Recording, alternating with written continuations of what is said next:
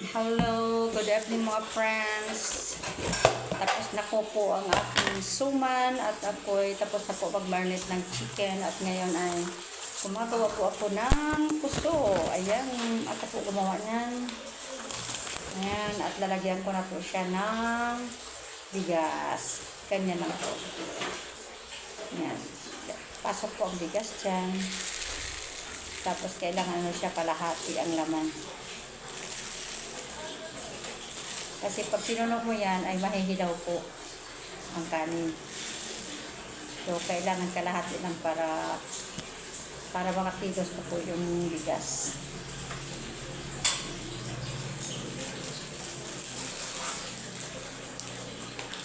Yan po.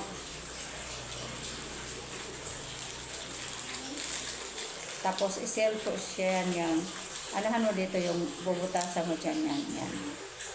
Tapos ipapasok yung isang dahon. Ayan. Para pang silyo po siya. Ayan. Silyado na siya. Nakasil na. Ganun lang po. Ayan ulit.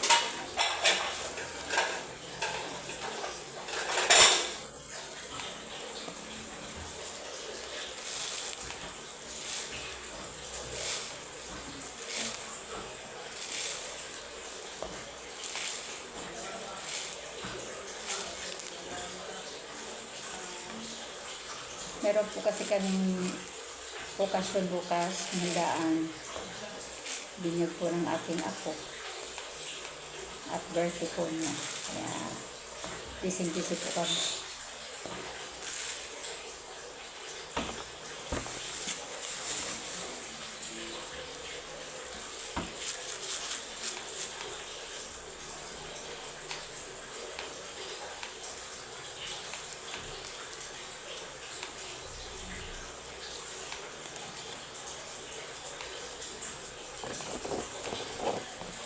Ayan po.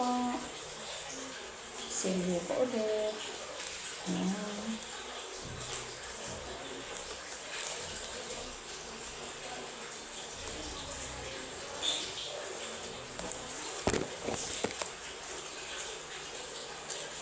Ayan po.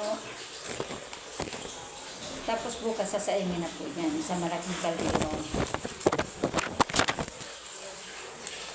Pagsaing ko niyan, iniinit mo na ang tubig. Pag kumulo ang tubig, asat saka ilulunod yung puso. Puso ang tawag dito sa amin. Aywan ko lang sa ibang lugar ng tawag dito.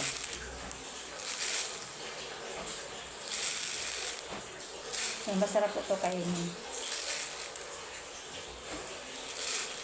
Minarot sa dahon ng nyog na kanin.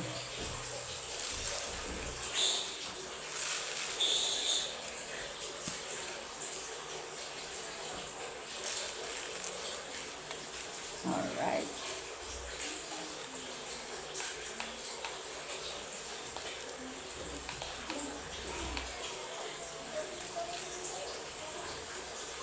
Natin na po dyan isisilyo.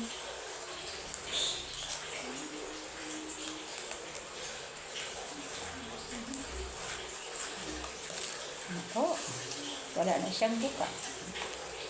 Sarado mo siya. Wala na siyang buka dito.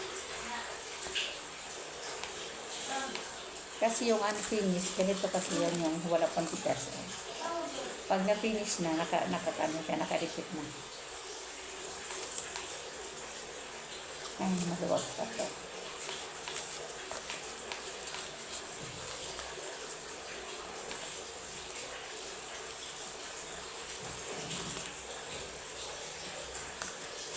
Hindi kasi pwedeng maluwag na may mga butas kasi lalabas yung kanin.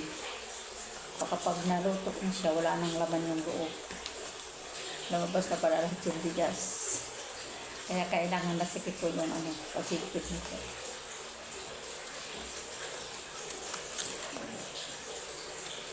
Yan ang maluwag. Kailangan sikipan.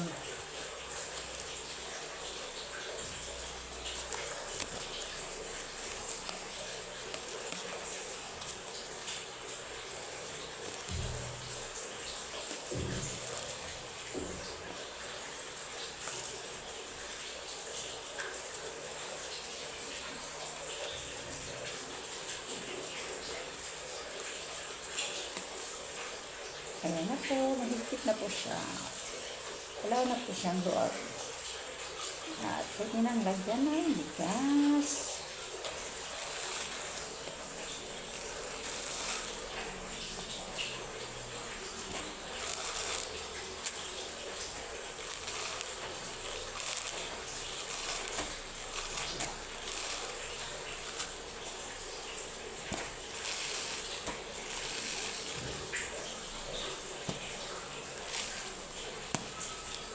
Ayan.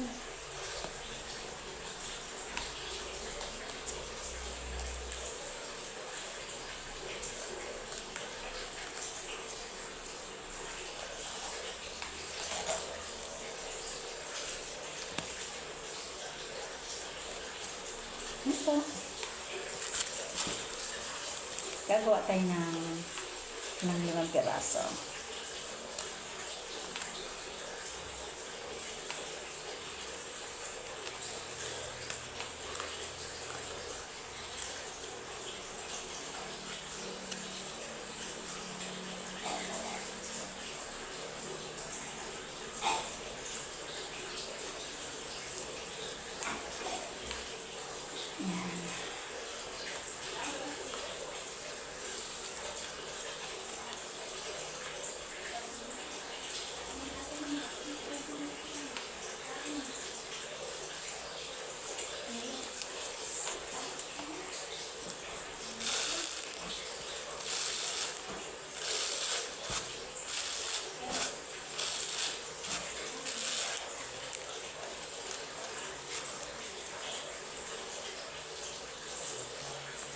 So, baby.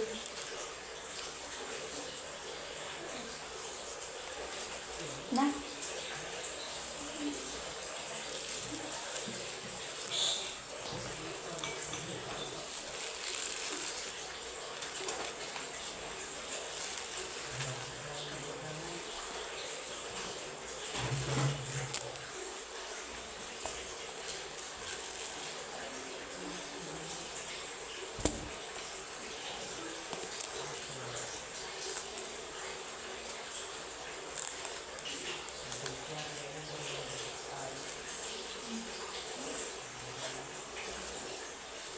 Tapos, pag ilang gustong piraso nyo na pag, ano siya, pagsama-samahin, sa akin 5 piraso, pinagsama-sama ko.